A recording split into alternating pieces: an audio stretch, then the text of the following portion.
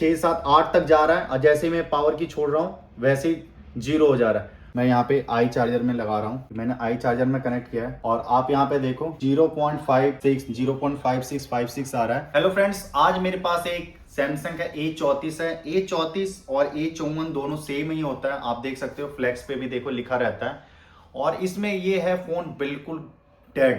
Dead का means 2 3 दुकान से वापस आ हो चुका है। और आपको मैं पहले चेक करवाता हूँ कि आई चार्जर पे क्या आ रहा है। तो आप देख सकते हो मैं यहाँ पे आई चार्जर में लगा रहा हूँ, मैंने आई चार्जर में कनेक्ट किया है और आप यहाँ पे देखो 0.56 आ रहा है। तो अभी बहुत सारे लोगों को आपको ये लग रहा होगा कि इसमें eMMC की दिक्कत है। तो जिसको डीसी मशीन की नॉलेज है उसको पता होगा। तो मैं यहाँ पे आपको पहले बैटरी भी चेक करवा देता हूँ। कितनी बार क्या होता है ना, हमारी बैटरी लो होने की वजह से ये प्रॉब्लम आती है। तो आपको बैटरी चेक करवाता हूँ। देखो बैटरी कितनी चार्ज है अपनी।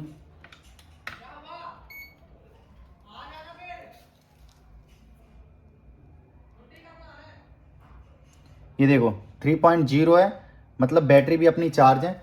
और डीसी मशीन से अपनी डीसी रीडिंग क्या है, आपको डीसी की रीडिंग भी दिखाता हूँ। डीसी रीडिंग क्या आ रहा है, 6 7 8 तक जा रहा है और जैसे ही मैं पावर की छोड़ रहा हूँ वैसे ही 0 हो जा रहा है। अगर इसमें eMMC की प्रॉब्लम होती तो स्टक होना चाहिए था, जो कि स्टक नहीं हुआ। आई चार्ट में 0.5 और 6 ले रहा है। तो ऐसा नहीं सोचना कि सीधा eMMC की प्रॉब्लम है। तो हम इसमें पहले चेक करते हैं स्टेप बाय स्टेप और आपको दिखाऊं बोर्ड की कंडीशन। तो आप देख सकते हो बोर्ड की कंडीशन, पूरे CPU eMMC सब पे काम हो चुका है। जितने भी पतरे थे सबको निकाल दिया, सभी आईसीओ पे हीट मारा है। तो अभी हम चेक करते हैं इसमें कि क्या प्रॉब्लम है और कैसे ये ठीक हो सकता है। तो सबसे पहले हम ना इसका बीपीएच चेक कर लेते हैं कि बीपीएच वगैरह में शॉर्टिंग तो नहीं है। तो जैसा कि आप देख सकते हो ये अपनी चार्जिंग आईसी है। तो सबसे पहले इसका बीपीएच चेक कर लेते हैं। तो आप देख सकते हो 5.2 अपना वीवस आ रहा है। वीवस में कोई शॉर्टिंग नहीं है, कोई फ्लैक्चुएशन नहीं है। अब बीपीएच चेक कर लेते हैं। तो बीपीएच भी बिल्कुल ओके है, कोई फ्लैक्चुएशन नहीं है इसमें, मतलब बीपीएच में अपनी शॉर्टिंग नहीं है। तो अगला काम रहेगा अपना यहाँ तक तो बीपीएच ओके है। पावर आईसी अपनी काम कर रही है कि नहीं। तो पावर आईसी को चेक करने के लिए हम एक थोड़ा छोटा सा शॉर्टकट ये भी ले सकते हैं कि अपना ऑन ऑफ बटन पे हम चेक कर लेते हैं कितना वोल्टेज आ रहा है कि नहीं अपना 1.8। तो ये देख सकते हो 3.7, मतलब ये अपना ऑन ऑफ बटन भी सही है, मतलब पावर आईसी ऑन ऑफ तक तो दे रहा है। बट फ़ोन फिर भी चालू नहीं हो रहा है। तो चालू होने के लिए हमें सारे वोल्टेज चाहिए। तो अभी चेक करते हैं पावर आईसी के पास कोई शॉर्टिंग है या क्या है। तो इसके लिए हमें इसका ये स्टील को निकालना पड़ेगा। तो सबसे पहले मैं स्टील निकाल देता हूँ। इसी के नीचे पावर आईसी है। तो इसका पत्थर निकाल दिया। ज़रूरत पड़ने पे हम इसको वापस से सही सलामत लगा देंगे, जिससे कि पता भी ना चले कि हमने फ़ोन पे कोई काम किया है, या तो जैसे बिखेर के छोड़ देते हैं उस टाइप से। तो अभी सबसे पहले हमें पता है कि मोबाइल को चालू होने के लिए बीपीएच चाहिए। तो बीपीएच पहले भी चेक किया था, अभी दोबारा से मैं आपको चेक करवाता हूँ कि अपना बीपीएच बन रहा है कि नहीं। तो सबसे पहले हम चार्जिंग कनेक्ट कर देते हैं। चार्जिंग कनेक्ट करने के बाद इधर देख रहे हो 0.64 हो रहा है। और आपको दिखाऊं वोल्टेज कि हमारा बन रहा है कि नहीं।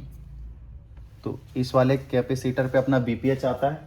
आप इधर देख सकते हो, इधर दिखाओ बीपीएच। इधर ये देखो बीपीएच 3.6 बन गया और ये अपना बीपीएच आता है। ये अपना कैपेसिटर है। इधर बिटमैप में भी आप जाके इधर देखोगे, ये दिखाता हूँ आपको। ये देखो अपना V6 है तो बीपीएच बन गया। और ये अपने सारे के सारे बक कॉइल हैं, जो कि सब CPU eMMC रैम में होता है। अगर ये नहीं जाएगा तो अपना काम नहीं बनेगा। ये नेटवर्क के लिए है। और ये दूसरा देखते हैं। तो आप ये देखो इधर जा रहा है CPU में। तो ये सारे के सारे बक बनने चाहिए। आप मेरी वीडियो देखते होंगे तो आपको आइडिया होगा कितना बक बनता है।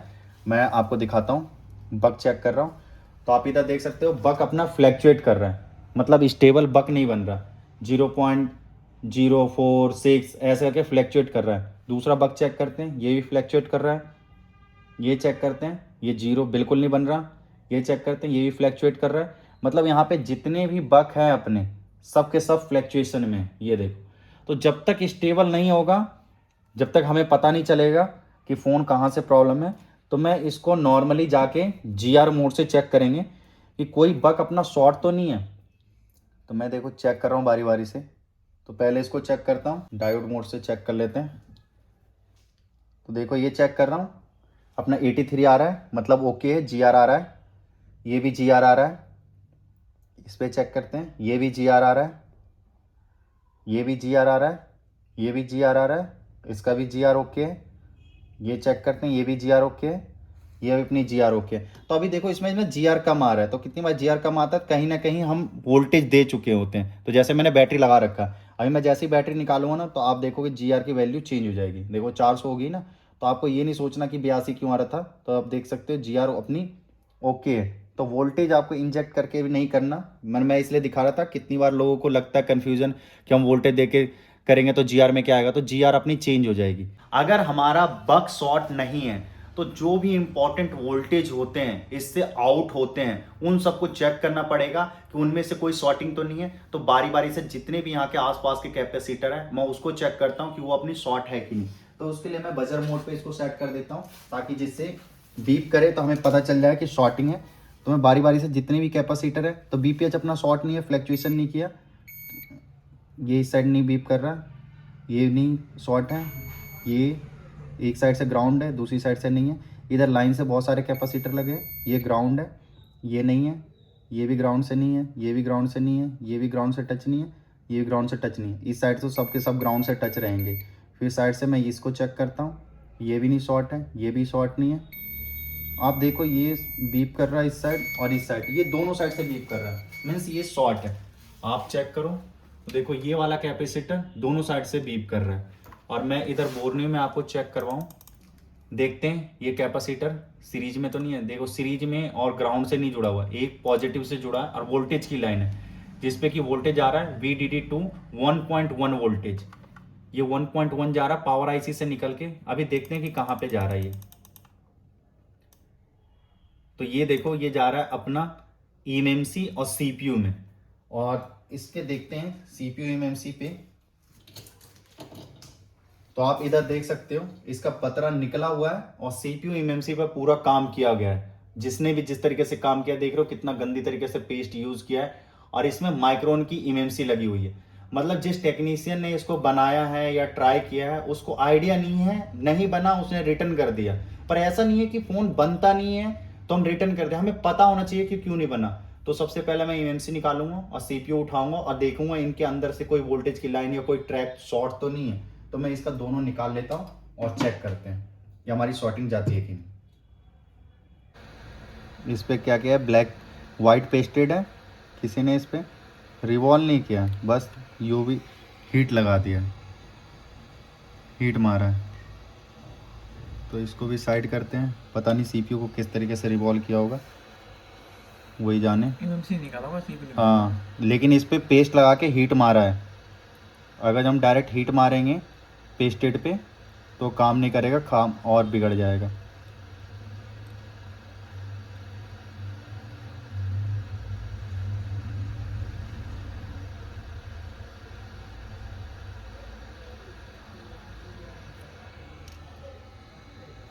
ठीक, तो इसका CPU भी निकाल दिया, eMMC भी निकाल दिया और पूरा सरफेस क्लीन कर दिया, आप देख सकते हो। तो अभी हम चेक करते हैं कि इसकी शॉर्टिंग गई कि नहीं, क्योंकि अब शॉर्टिंग चली जानी चाहिए थी अगर कोई बॉल या कुछ भी डैमेज होगा तो। जब मैं इधर चेक कर रहा हूँ, देखो अभी भी ये बीप कर रहा है और इस साइड भी बीप कर रहा है, इस साइड भी बीप कर रहा है, ये बीप कर रहा है, मतलब अभी ये शॉर्टिंग है। तो हमें आगे चेक करते हैं। ये देखो जैसे ही हमारी ये eMMC में आई हुई है और CPU में ये आया हुआ है, तो CPU और eMMC में आया हुआ और ये कहाँ पे आया है। तो जब हम इधर चेक करते हैं तो आप ये देखो ये IC से एक कैपेसिटर में भी कनेक्ट है और इस IC में कनेक्ट है। तो अगला काम हमारा ये रहेगा, हो सकता है जिस बंदे ने भी इसमें किया था पेस्टेड IC थी, इसमें फ्लक्स लगा के हीट मारा हुआ, तो ये IC भी शॉर्ट हो सकती है। तो अगला काम हमारा रहेगा इस IC को निकालना। कुछ फ़ोन ऐसे रहते हैं जो फंसे हुए रहते हैं ना, उसमें हमें ज़्यादा टाइम लगता है। तो आप वीडियो में बने रहो, स्टेप बाय स्टेप बता रहा हूँ कि किस तरीके से ठीक होता है। तो अभी हम इस IC को भी रिमूव कर देते हैं। तो ये IC देख सकते हो हमने निकाल दिया, इधर दिखाओ, ये देखो ये IC निकाल दिया। इस IC में भी सप्लाई जा रही थी। तो अभी दोबारा से हम चेक करते हैं क्या हमारी शॉर्टिंग अभी भी है। तो ये कैपेसिटर अपना शॉर्ट दिखा रहा था ना, तो इस पे जब हम जाएंगे और चेक करते हैं क्या हमारी शॉर्टिंग अभी भी है। तो इस साइड OL है और इस साइड अपना शॉर्ट दिखा रहा है, मतलब कि हमारी जो शॉर्टिंग थी ये छोटी सी आईसी के वजह से अपना पूरा मोबाइल शॉर्ट था, और जिसके वजह से टेक्नीशियन ने क्या किया, सीपीयू रिवॉल्व किया, पहले सीपीयू को रिवॉल्व किया, उसके बाद जब इस पे नहीं हुआ तो उन्होंने एमएमसी पे हीट मार दिया डायरेक्ट पेस्ट लगा के पेस्टेड पे, जबकि ऐसा नहीं करना चाहिए था। अब देख रहे हो आप काम करने का तरीका, देखो कितना पेस्ट है। तो अभी करना कुछ नहीं पड़ेगा, हमें ये आईसी को नया लगाना पड़ेगा, क्योंकि आईसी शॉर्ट है, यहाँ पे बॉल कोई सा भी शॉर्ट नहीं है। तो मैं मार्केट से नई आईसी लेके आऊँगा और इसको लगाऊंगा, मोबाइल चालू हो जाएगा। तो अभी हम फिलहाल को सीपीयू और एमएमसी को इंस्टॉल कर देते हैं। अपनी तीनों आईसी रेडी है, ये छोटी वाली भी, सीपीयू, एमएमसी। तो नई लगाने से बढ़िया हम एक बार रिवॉल्व करके इसको चेक कर लेते हैं। अगर हमारी शॉर्टिंग निकल जाती है तो प्रॉब्लम सॉल्व हो जाएगी और सरफेस भी बिल्कुल क्लियर है। तो सबसे पहले हमें छोटी वाली आईसी को लगाना पड़ेगा, इसलिए ताकि अगर उसको लगाने से शॉर्टिंग दोबारा आ जाती है तो प्रॉब्लम उसी में सीपीयू एमएमसी में नहीं है। तो मैं इसको फटाफट इंस्टॉल करके आपको चेक करके दिखाता हूँ।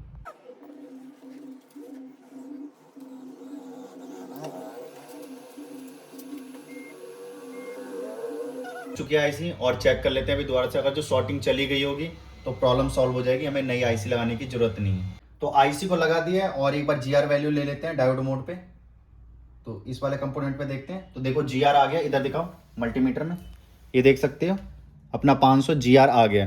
जीआर आ गया मीन्स अपनी जो शॉर्टिंग थी वो शॉर्टिंग निकल चुकी है। और देखो ये मैंने आईसी लगा दिया है।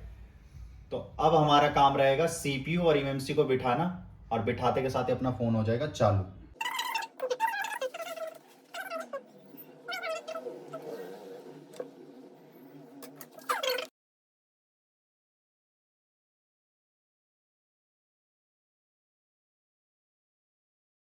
तो अपना सीपीयू एमएमसी सारी आईसी लग गई है। अब इसको हम बोर्ड में डालेंगे और चेक करते हैं कि अपना फ़ोन चालू हुआ है कि नहीं।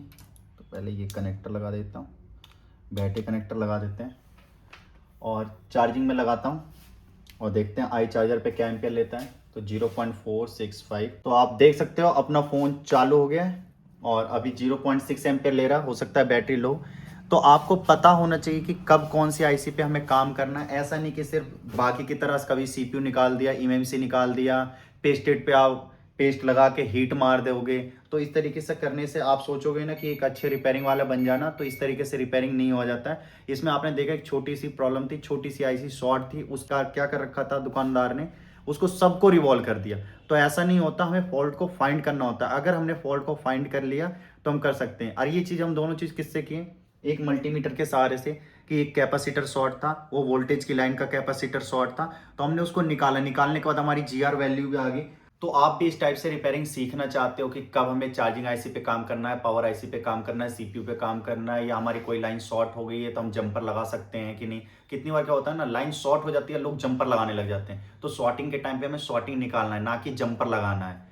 ये आपको पता होना चाहिए। आप सीखना चाहते हो तो दिए गए नंबर पे आप कॉल या मैसेज करके मुझे से इन्फॉर्मेशन ले सकते हो। फीस बहुत कम है, अभी नेक्स्ट बैच के लिए सिर्फ 4 सीट खाली है। अगर आप आना चाहते हो तो दिए गए नंबर पे कॉल करो, अपनी सीट को बुक करवाओ।